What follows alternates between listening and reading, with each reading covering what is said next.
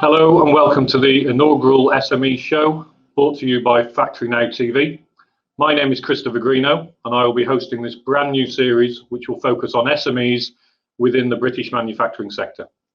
Every week we will be meeting manufacturers to discuss and analyse the opportunities and challenges for industry in these unprecedented times. I have personally worked in the sector for over 26 years and I am Chief Commercial Officer at Shropshire-based SDE Technology, one of the largest manufacturers of pressings and assemblies in the UK. As you can hopefully appreciate, this show is very much for manufacturers by manufacturers. My guests today are Tom Mongan, General Manager at Subcon Laser and Vice President of the Coventry and Warwickshire Chamber of Commerce, and James Worthington, Managing Director of MyWorkwear, one of the leading workwear providers in the UK. Welcome both. How are you both? Okay? Yes, I'm very well, thank you, Christopher, and good to see you and good to see James. And you, James, good to see you and good to see you, Tom. So the biggest factor affecting UK manufacturing currently is obviously COVID-19. So I'm just wondering, what is the impact upon your business? So we can start with you, Tom. I think obviously COVID is it is unprecedented. There's been nothing like it ever, where it doesn't matter what type of industry you're in, everyone is affected. And Subcon Laser was definitely no different. And I think with the issues of supply chains and whatever, and the OEMs, SMEs are badly affected. And I think the major concern for me right now is, at the start of the pandemic, the furor to get reshoring it back into the UK to what appears to be happening now, where it seems to have settled back into, obviously price is king. And it doesn't matter, you know, where you're reading on social media or the news or whatever. And I think, you know, if we're not careful, we're going to miss that opportunity to keep UK manufacturing at the forefront. Absolutely. And you, James, how's it affected MyWorkwear?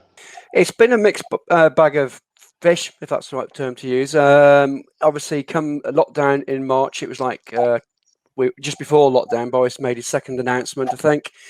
And it was like watching just the taps being turned off. Overnight sales plummeted by about 90%. A week later, we decided to close the factory down, furlough our staff, turn off our website, which takes a lot of orders, but there's not many orders coming through. And obviously, we've been watching the traffic on that. Fortunately, we've been able to do some sales because we've been able to, when I say PPE, I actually mean we've been selling medical PPE. So myself and my business partner, for a month or so, were selling lots of medical PPE. We then started to see the traffic start to go up again on the website, and we thought, right, this is interesting, because we're a great barometer really of how industry feels. So we took the decision to open up the factory again, which we did do, which it was shut for about a month.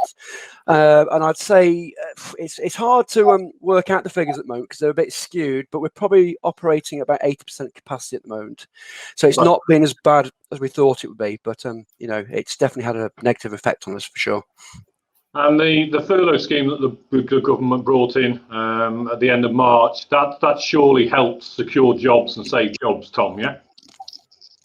The furlough scheme, in my opinion, is, clearly any help given to companies is always going to be welcome. My fear, again, is what happens at the end of the furlough scheme, because companies, again, regardless of sector, are hemorrhaging jobs. And it's the young people that I feel sorry for, because it didn't matter. We've gone through recessions time and time again, but people had the ability to be able to earn money. With this pandemic, it's not the case. And I think with the furlough scheme ending in October, up to this point now, August, September, that companies are going to be jettisoning jobs. They are, unfortunately, and the problem is, I mean, the recession in 2008 to 2010 was very automotive focused. This seems to be every sector. One point you made there, James, which is quite interesting. MyWorkwear as a company is a barometer of how manufacturing is doing, because as soon as your orders pick up, that means that people are investing in either their PPE, their workwear. So you're sort of a good barometer of how the industry is going. Yeah, absolutely. Yeah, if industry are feeling confident, obviously they employ more people, and obviously employing more people means more uniforms, and obviously vice versa. If they're not feeling confident and they're cutting jobs, etc., there's less uniforms being ordered, basically, less workwear. Absolutely. And Tom, with your Vice President Chamber hat on, I'd like to talk about another topic which I know is close to your heart. Brexit. We are 20 weeks away from leaving the EU. What are your thoughts? Is the UK manufacturing sector ready? Yes. Brexit. We all chuckle at this one, don't we? Well, it's something that has been obviously been going on for a number of years now, and I was very vocal on varying radio programs and whatever, and my fear for the Brexit situation is the fact that all our OEMs are foreign owned, and with trade negotiations, let's just say, stalling or saber rattling, and everybody still jockeying for position, which is a completely ridiculous situation with 20 weeks to go, with manufacturing on the precipice. Yeah. And we don't know what's going to happen. And the likes of Nissan and JLR have already said that if there's no trade deal, we're going to be looking at our facilities in the UK. Now, who on earth is going to pay extra taxes to bring stuff in or to send stuff out if they can do it on the near continent? You know, somebody somewhere has got to stand up and take accountability. Okay, and your thoughts, James? Yeah. Tom, well, yeah, it's a Brexit's been a worry since day one, but the fact that obviously we've had this pandemic, it's been put to the back, really, hasn't it, Phil? And rightly so, because obviously it's a bigger crisis than sorting out Brexit. But 20 weeks isn't a long time to sort it. I just don't know what to say, really. I don't think they will sort it myself. I don't think it's going to be anywhere what we want it to be. Put it that way. I think we just haven't got the time to sort it. Well, it's definitely happening, because 20 weeks is the time. No, I mean, yes, I know it's going to happen, but I mean, it's not the time they've got to do it. They're not going to get the deal that we want. Well, you can see there's still lots of investment going on, Tom. And coming back to your vice president's role, Coventry has had a lot of investment, not just in the automotive sector with battery technology, but also in aerospace. So the future, and Coventry next year has the City of Culture. So the future is bright, hopefully.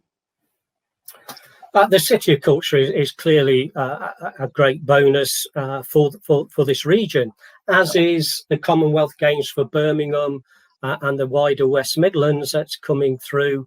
And hopefully it's going to help the hospitality sector, if the hospitality sector can hang on in this current crisis, because again,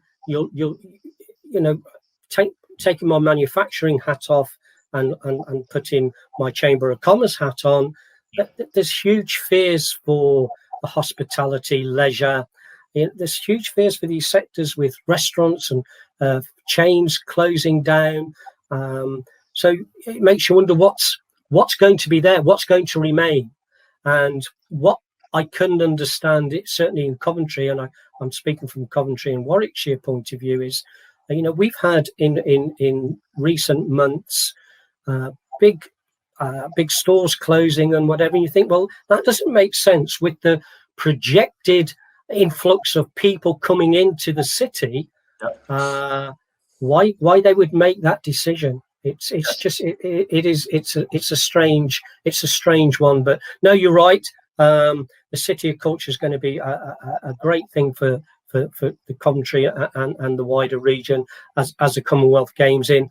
But, and this is a big but, it's not going to really help manufacturing. No, it's not. It's not going to save. It's not going to save jobs in manufacturing, but there are other sectors, and hopefully the City of Culture next year will be a fantastic success. So on that positive end, that brings us to the end of our first show.